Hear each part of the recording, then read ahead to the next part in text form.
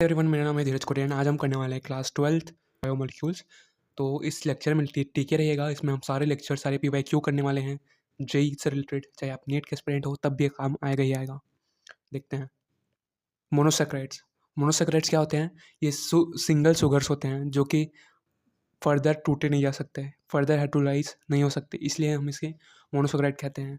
इनका एग्जाम्पल आ जाता है आपका फ्रक्टोज, जो कि एक फ्रूट शुगर है, जो कि नेचुरल शुगर माना जाता है, सबसे स्वीटेस्ट रहता है ये। Then glucose. ग्लूकोज है हमारा sugar of body. Sugar of body मतलब ये हमारे बॉडी में प्रेजेंट रहता है। एक सेकेंड। ये acidic hydrolysis of sucrose in alcoholic solution gives glucose and fructose. अगर आपका सुक्रोज का एसिडिक हाइड्रोलिसिस हुआ तो वो देता है ग्लूकोज एंड फ्रक्टोज, मतलब सुक्रोज से ही हमारा ग्लूकोज एंड फ्रक्टोज बनता है। फिर हम देखते हैं determination of structure of glucose, कि ग्लूकोज का स्ट्रक्चर पता कैसे चला कि वो ऐसे रहता है। तो उसके लिए हम देखते हैं रिएजेंट यूज्ड। कौन कौन सा रिएजेंट यूज़ किया गया, मतलब कौन कौन सा मटेरियल यूज़ किया गया जिनसे हमें इसकी स्ट्रक्चर के बारे में पता चला। तो पहला मटेरियल है HI, हाइड्रोजन आयोडाइड। अगर इसका हम यूज़ करें तो हमें पता चलेगा कि जो आपका ग्लूकोज है ना, वो 6 कार्बन स्ट्रेट चेन में है, मतलब वो N हेक्सेन में है। देन अगर हम NH2OH प्लस HCN का यूज़ करें तो हमें कार्बोनिल ग्रुप का पता चलेगा जो कि ग्लूकोज में प्रेजेंट है। और एंड प्रोडक्ट क्या बनेगा इसका? ग्लूकोज या फिर साइनोहाइड्रिन बनेगा। देन हमारा है Br2। अगर ये हम यूज़ किए तो हमें पता चलेगा कि हमारे ग्लूकोज में एल्डिहाइड ग्रुप प्रेजेंट है और इसका एंड प्रोडक्ट है gluconic acid. Then we have acetic anhydride. अगर हम इसका यूज़ किए तो हमें पता चलेगा 5 OH ग्रुप्स का प्रेजेंस जो कि ग्लूकोज पेंटासेटेट में है। Then nitric acid, presence of 1 degree alcoholic group saccharic acid. तो इसमें हमें पता चलेगा कि नाइट्रिक एसिड से कि 1 डिग्री अल्कोहलिक ग्रुप प्रेजेंट है किसमें? ग्लूकोज के स्ट्रक्चर में, और इसका end product saccharic acid. On reaction with NaBH4 sorbitol is obtained. अगर हम NaBH4 के साथ रिएक्शन करें तो सॉर्बिटल हमें मिलता है। Similarly D and L nomenclature in carbohydrate. D का मतलब होता है डेक्स्ट्रोलेटरी एंड L का मतलब levorotatory. Located at the chiral centre farthest from CO double bond O। Chiral centre पे ये प्रेजेंट होता है और C डबल बॉन्ड O ऊपर में आपको जो ये दिख रहा है ना, इससे सबसे दूर में रहता है। D मतलब अगर आपका OH बॉन्ड राइट साइड में तो D, अगर लेफ्ट में तो L। Glucose is aldohexose and fructose is ketohexose. तो आपका ग्लूकोज है वो एल्डोहेक्सोस है, मतलब इसके ग्रुप में एल्डिहाइड ग्रुप प्रेजेंट है एंड फ्रक्टोज के में कीटोहेक्सोस प्रेजेंट है। Anomers alpha D glucose and beta D glucose differ in position of OH at C1। अगर आपके कार्बन नंबर पहले नंबर पे अगर alpha D glucose and beta D glucose differ कर रहे हैं OH के प्रेजेंट से, तो वो एनोमर्स कहेंगे। अगर alpha D glucose and alpha D galactose differ कर रहे हैं OH के ग्रुप OH के पोजीशन पे, वो भी चौथे नंबर पे, तो हैं उन्हें हम ईपीमर्स कहेंगे। देन हम देखते हैं, अभी तक तो हमने देख लिया मोनोसेक्राइड्स के बारे में, अब हम देखते हैं डाइसेक्राइड के बारे में। It's 2 molecules of sugar on hydrolysis. Disaccharides 2 molecules देते हैं अगर हम उसका हाइड्रोलिसिस करते हैं। तो पहला नाम है हमारा डाइसेक्राइड्स का, वो है सुक्रोज। तो इनका लिंकेज कैसे होता है? ये लिंकेज हमेशा पूछता है, चाहे आप JEE नीट 12th के स्टूडेंट हो, ध्यान से देखना। इसका सुक्रोज का लिंकेज कैसे होता है? पहले नंबर के carbon of alpha D glucose and दूसरे नंबर के carbon of beta D fructose. Sucrose को समझ में आया। Then we have maltose. इसका है पहले नंबर का अल्फा डी ग्लूकोज, देन और चौथे नंबर का अल्फा डी ग्लूकोज। माल्टोज में दोनों ग्लूकोज ही है, बस पहला चौथा का डिफरेंस है, और सुक्रोज में पहला है और दूसरा, और ग्लूकोज फ्रक्टोज का डिफरेंस है। इसमें लैक्टोज में क्या है? पहले नंबर का बीटा डी लैक्टोज एंड चौथे नंबर का ग्लूकोज। समझ में आया? आई होप आ गया होगा। Sucrose is non reducing sugar and not giving positive test for Tollens and Fehling's reagent. तो सुक्रोज एक नॉन रिड्यूसिंग शुगर है। नॉन रिड्यूसिंग शुगर मतलब ये रिड्यूस नहीं होता और ये कोई भी पॉजिटिव टेस्ट नहीं देता टॉलेंस एंड फेलिंग्स रिएजेंट को। ये टॉलेंस एंड फेलिंग्स रिएजेंट हमें आगे पता चलेगा। And hydrolysis of sucrose changes sign of rotation from dextro to levo owing to invert sugar behaviour. अगर हम सुक्रोज का हाइड्रोलिसिस करें तो वो अपना साइन चेंज कर देते हैं डेक्स्ट्रोलोटेटरी से levorotatory. Lactose is called milk sugar. Lactose को हम मिल्क शुगर के नाम से भी जानते हैं। Then we have polysaccharides. A large number of monosaccharides join together. Starch is देखो पॉलीसेक्राइड्स किसे कहेंगे? डाइसेक्राइड मतलब 2, पॉली मतलब बहुत सारे अगर ग्लूकोज के यूनिट हैं तो उसे पॉलीसेक्राइड्स कहेंगे। मतलब लार्ज नंबर ऑफ मोनोसेक्राइड जो कि एक दूसरे के साथ जुड़े हुए हैं।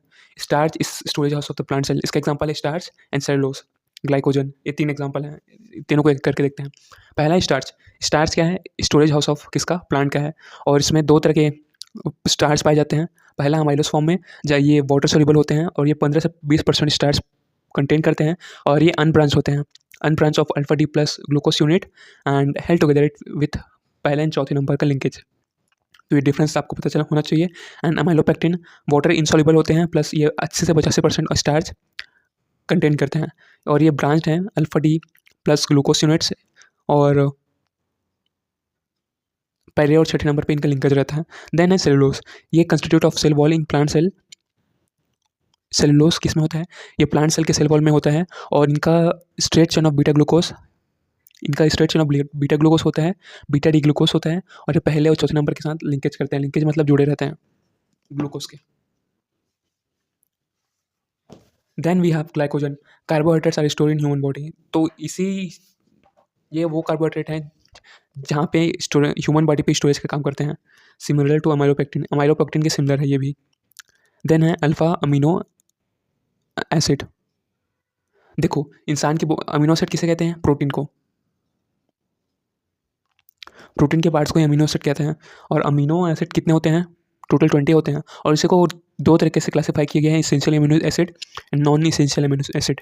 नॉन इसेंशियल अमीनो एसिड मतलब ये हमारे बॉडी में प्रेजेंट होते हैं और इन्हें बाहर से लेने की कोई ज़रूरत नहीं होती है, लेकिन इसेंशियल अमीनो एसिड को हमें बाहर से लेने की ज़रूरत पड़ती है, और इनका नाम एग्जाम में पूछा जाता है। तो ये है इसेंशियल अमीनो एसिड कौन से हैं? Valine, leucine, isoleucine, arginine, lysine, threonine, methionine, phenylalanine, tryptophan, histidine. And non essential glycine, alanine, glutamic acid, aspartic acid, glutamic, glutamine and asparagine, serine, cysteine, tyrosine, proline etcetera. इसका short trick है जो कि मैं आगे बताऊंगा, टेंशन नहीं लेने का। देख लेते हैं, आ जाओ। एसेंशियल अमीनो एसिड का शॉर्ट ट्रिक है वीआईपी हॉल एमईटी मेट। इसका मतलब वी का मतलब वैलिन, आई का मतलब आइसोलेशन, पी का मतलब फिनाइलिन, एच का मतलब हिस्टिडीन, ए का मतलब आर्जिनिन, एल का मतलब ल्यूसिन, एंड अगले एल का लाइसिन, एम का मतलब मिथ्योनिन, टी का मतलब थ्रियोनिन, एंड अगले वाला टी का मतलब ट्रिप्टोफैन। सिमिलरली अगर नॉन इसेंशियल अमीनो एसिड है तो उसका ट्रिक होगा triple I P T, triple आपट आलस प्रोटीन। ये शॉर्ट ट्रिक। ए का मतलब एलेनिन, अगले का मतलब एस्पैटिक, अगले का मतलब एस्पैरजिन, पी का मतलब प्रोलिन, एंड टी का मतलब टायरोसिन। तो ये short trick.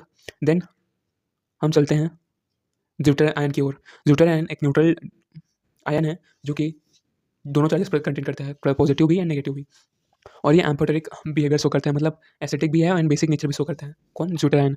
And only glycine is optically inactive amino acid. मतलब सिर्फ ग्लाइसिन ही है ना वो इनऑप्टिकली एक्टिव अमीनो एसिड है। देन हम देखते हैं प्रोटीन्स को। Polymers of amino acid join with peptide linkage. तो प्रोटीन किससे बने होते हैं? अमीनो एसिड से, जो कि पेप्टाइड लिंकेज से जुड़े होते हैं। इन्हीं को हम प्रोटीन कहते हैं। ये भी 2 तरह के होते हैं, fibrous protein and globular protein. Fibrous protein मतलब वो प्रोटीन जो कि लॉन्ग है, वो नैरो शेप में हो, और ग्लोबुलर मतलब जो राउंड शेप में हो। और फाइब्रस मोस्टली इंसॉल्युबल होते हैं वाटर पे, एंड ग्लोबुलर सॉल्युबल होते हैं वाटर पे। हाइड्रोजन एंड डाइसल्फाइड बॉन्ड इनमें प्रेजेंट होते हैं फाइब्रस में, एंड हाइड्रोजन बॉन्डिंग ग्लोबुलर में। एग्जाम्पल के तौर पे कैराटिन एंड मायोसिन किसका एग्जाम्पल है? फाइब्रस का। And albumin and insulin globular protein का। Peptide linkage between C double O H and NH2, इसी को हम पेप्टाइड बॉन्ड कहते हैं। अगर पेंटो शुगर के साथ बेस लगा हुआ है तो हम उसे न्यूक्लियोसाइड कहते हैं। अगर पेंटो शुगर के साथ एक फॉस्फेट ग्रुप लगा हो तो उसे न्यूक्लियोटाइड कहते हैं। ये नहीं ध्यान रखना। Then we will go to protein. मतलब यार प्रोटीन का टूटना, temperature and pH both have a significant impact. Temperature और पीएच का काफ़ी बड़ा इम्पैक्ट रहता है space. Plus hydrogen bonding disturbed, globules unfold and helix uncoils. तो इसमें जो हाइड्रोजन बॉन्डिंग रहता है, प्रोटीन अपना बायोलॉजिकल एक्टिविटी लूज कर देता है, एंड ड्यूरिंग डीनेचुरेशन ओनली जो प्राइमरी स्ट्रक्चर में होता है वो उनको घंटा कुछ फर्क नहीं पड़ता, जो कि टर्सरी या फिर सेकेंडरी प्रोटीन होते हैं वो टूट जाते हैं। एग्जाम्पल आपका coagulation of egg whites, egg white, और कर्डलिंग ऑफ एग मतलब अंडे का उबालना, और मिल्क का दही में जमना। Then let's see the DNA and RNA. तो डीएनए और आरएनए दोनों जेनेटिक मटेरियल है, तो इनके अंदर बेसिस में क्या क्या होते हैं आइए देखते हैं। बेसिस में मतलब अमीनो एसिड कौन कौन से हैं?